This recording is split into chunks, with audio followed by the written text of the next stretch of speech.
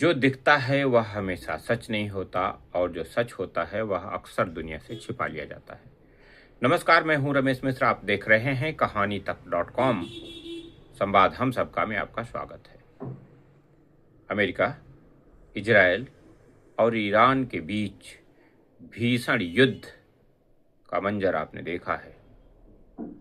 Cease fire की बात भी कही गई है, लेकिन इजराइल फिर भी लेबनान पर अपने हमलों को जारी रखे हुए है।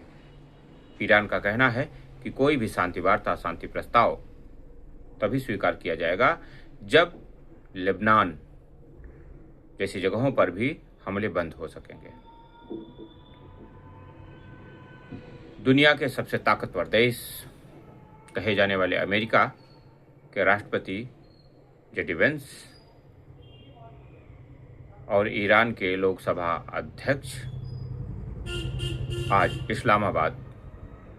पाकिस्तान के इस्लामाबाद में मिलकर कुछ शांति प्रस्तावों पर बात करने की कोशिश कर रहे हैं। अब सवाल यहाँ उठता है कि एक पाकिस्तान जो आतंक का अड्डा है, पाकिस्तान जो आतंकिस्तान के नाम से भी कहा जाना चाहिए, जिसमें आतंकवादियों को ट्रेनिंग दी जाती है, फंडिंग दी जाती है, और भारत जैसे देश जहां शांति से लोग अपना जीवन जी रहे होते हैं, वहां नृशंस हत्याएं करने के लिए उन आतंकियों को भेज दिया जाता है। अब ऐसे में क्या एक आतंकवाद को प्रश्रय देने वाले, बढ़ावा देने वाले देश में शांति वार्ता संभव है? यह सोचने वाली बात है। हमारे देश के कुछ बुद्धिजीवियों को लगा कि पाकिस्तान इस शांति वार्ता में को अपने यहाँ करा करके बाजी मार ले गया। लेकिन सवाल ये है कि मेजबानी उसकी कीजिए जिसका अपना कोई चरित्र हो, जो अपनी बातों पर टिकता हो। अब यहाँ बात समझने वाली है कि जितने भी देश इसमें शामिल हैं, क्या वे अपनी बातों पर टिकते हैं? क्या वे अपनी बातों पर अमल करते हैं? तो आपको उत्तर में मिलेगा नहीं। पाकिस्तान भी शाम को कुछ कहता है और सुबह में कुछ कहता है। अमेरिकी राष्ट्रपति डोनाल्ड ट्रंप के बयानों को आपने देखा ही है।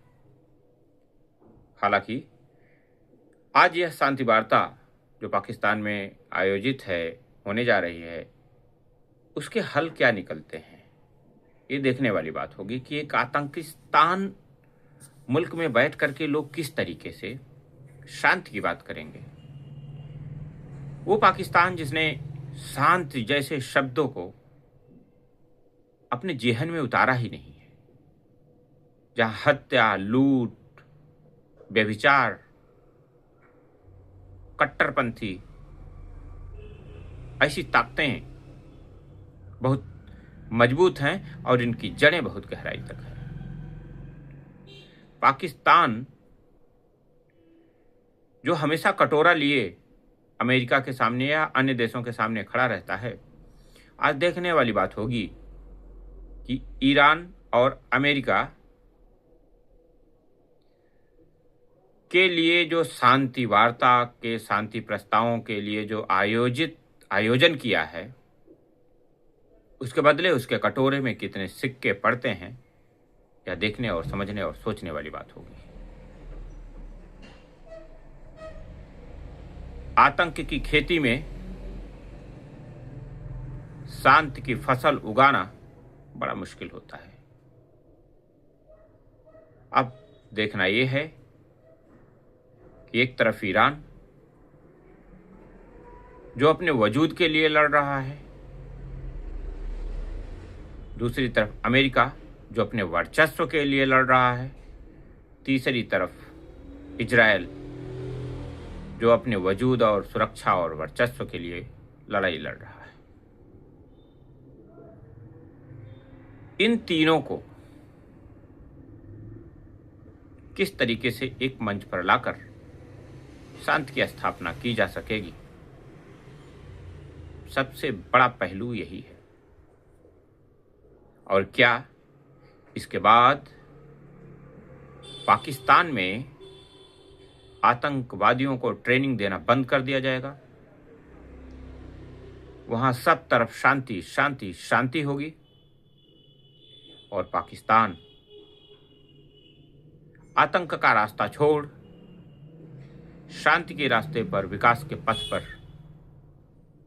आगे बढ़ेगा। मैं उन भाइयों को भी बता देना चाहता हूं जो ये चाह रहे थे कि ये वार्ता पाकिस्तान में न होकर कहीं अपने देश में होती। हालांकि खुलकर किसी ने कहा नहीं, लेकिन बहुतों की मंशा से जाहिर हुआ। तो कभी भी ज्ञान, दान और सम्मान, कठोपनिषद में कहा गया है कि ज्ञान, दान, सम्मान उन्हीं को दीजिए जो उसके पात्र हैं। तो अब पाकिस्तान जैसा है वैसा ही रहेगा, उसमें बदलाव की कोई संभावना नहीं है। और आप मान लीजिए कि इस शांति वार्ता का सच जो भी हो, लेकिन पाकिस्तान की डिप्लोमेसी में पाकिस्तान का वहदा इससे बढ़ नहीं जाएगा, क्योंकि वह कल भी आतंकवाद को सपोर्ट करता था, वह आज भी आतंकवाद को सपोर्ट करता है, वह कल भी आतंकवाद को सपोर्ट करता ही रहेगा। तो एक आतंकी मुल्क में शांति की वार्ता की अपेक्षा ही अपने आप में बेईमानी है। बहुत धन्यवाद। नमस्कार।